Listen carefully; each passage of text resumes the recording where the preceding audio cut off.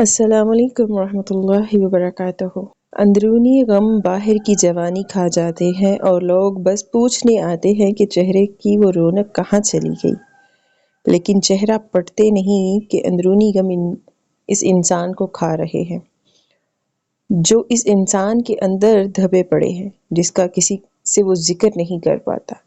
ایک کاش کہ ہمارے معاشرے میں یہ رول ہوتا کہ جب دیکھے کہ سامنے والے کا چہرہ اترا ہوا محسوس کرے تو اس سے پوچھے ہمدردی سے کہ آپ کے ساتھ کیا معاملہ ہوا، آپ ٹھیک تو ہیں، آپ کی طبیعت تو ٹھیک ہے، گھر بار سب ٹھیک ہے، کوئی مسئلہ تو نہیں۔ کاش کہ کوئی ہمدردی سے پوچھے۔ لوگ طنزیہ پوچھتے ہیں اور صرف چہرے کے رنگ پہ نوٹ کرتے ہیں کہ اس کے چہرے کا رنگ جو ہے وہ پھیکا پڑ گیا ہوا ہے، اس کی خوبصورتی ختم ہو گئی ہوئی ہے۔ وہ یہ نہیں جانتے اور نہ جاننا چاہتے ہیں کہ ایسا کیوں ہوا۔ اور انسان بہت خوددار ہوتے ہیں جو وہ اپنا غم نہیں کسی کو بتاتے۔ بہت سارے ایسے بھی ہوتے ہیں جو چاہتے ہیں کہ ہم بتائیں، کوئی سننے والا ہو، لیکن ان کو سننے والا نہیں ملتا۔ تو خدارا اپنے عزیزوں کو یوں تنہا نہ چھوڑا کرے۔ جب آپ کو لگے کہ سامنے والا کوئی آپ فیل کرے اس کے لیے کہ اس کے چہرے کا رنگ اترا ہوا ہے، اس کے چہرے کا رنگ پھیکا پڑا ہوا ہے، یہ پریشانی میں مبتلا ہے، تو خدا خوفی رکھتے ہوئے رحم دلی اس کے ساتھ کرے، اس کے ساتھ رحم کا معاملہ کرے، اس سے پوچھیں کہ اس کے ساتھ کیا معاملہ ہے۔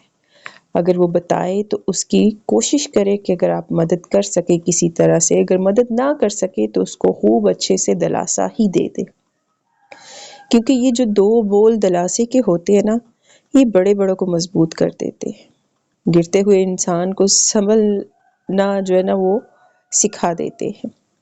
لیکن جب کوئی دو بول پیار کے اور دلاسے کے نہیں ملتے تو وہی غم انسان کے اندر اس کو کھائے جاتا ہے اور وہ موت کی طرف کھینچا چلا جاتا ہے، وہ موت سے پہلے اپنی موت کو لے آتا ہے۔ موت سے پہلے، موت سے مراد ہے مرنا تو اپنے وقت مقرر کے ساتھ ہے، لیکن جو زندگی اذیت ناک ہو جاتی ہے موت سے بدتر، وہ موت کی مثال دی جاتی ہے۔ تو جب آپ کو لگے کہ آپ کے ارد گرد ایسے لوگ ہیں، آپ کے دوست یا آپ کے رشتہ داروں میں سے کوئی، تو کوشش کیا کرے کہ ان کی دل جوئی کیا کرے۔ ویسے تو اللہ تعالیٰ ہی سب کی مصیبتیں دور کرنے والا ہے، لیکن اللہ نے انسانوں کو ایک دوسرے کے ساتھ منسلک کیا ہوا ہے کہ وہ ایک دوسرے کی فیلنگز کو سمجھے اور ایک دوسرے کے لیے راحت کا باعث بنے۔ یہ انسان ہی ہے جو اللہ وسیلے بنا کے کسی انسان کی مدد کے لیے دوسرے انسان کو بھیجتا ہے۔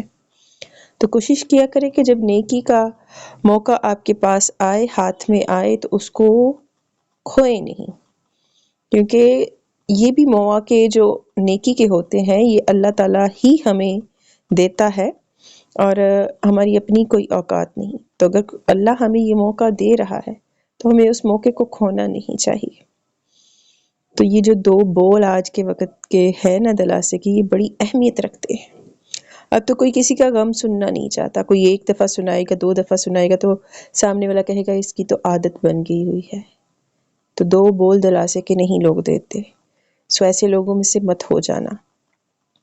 ایسے لوگوں میں سے ہو جو کسی کو دلاسا دینے والے ہو، کسی کے دکھی چہرے پہ خوشی لانے والے ہو۔ آپ خود کتنے ہی دکھ میں کیوں نہ ہو، لیکن کوشش کرے کہ آپ کی وجہ سے کسی سامنے والے کے ہونٹوں پہ ہنسی آ جائے، تو یہ بہت بڑی نیکی ہے۔ یہ ساری رات جاگ کر عبادت کرنے سے بھی زیادہ افضل ہے کہ آپ کی وجہ سے کسی کے چہرے پہ مسکراہٹ آ جائے، آپ کسی کا دکھ دور کر پائیں، آپ کسی کو سن پائیں۔ کیونکہ آج کل آپ دیکھیں گے کہ نفسیاتی مریض بہت زیادہ ہونا شروع ہو گئے ہیں، انسان نفسیات میں بہت مبتلا ہو چکا ہے، انگزائٹی، ڈپریشن۔ تو یہ اسی وجہ سے ہے کہ وہ غموں سے جونجتا ہے اور کوئی دلاسا دینے والا نہیں ہوتا، جو بھی آتا ہے طنز کرنے والا، ٹیز کرنے والا آتا ہے۔ تو ایسے لوگوں کی تو بھرمار پڑی ہوئی ہے، ایسے بنیے کہ کسی کی تکلیف کو دور کر سکے، اور یہ بہت بڑا صدقہ ہے اور بہت بڑی نیکی ہے۔ اللہ ہم سب کو ایسے بننے کی توفیق عطا فرمائے، آمین ثم آمین۔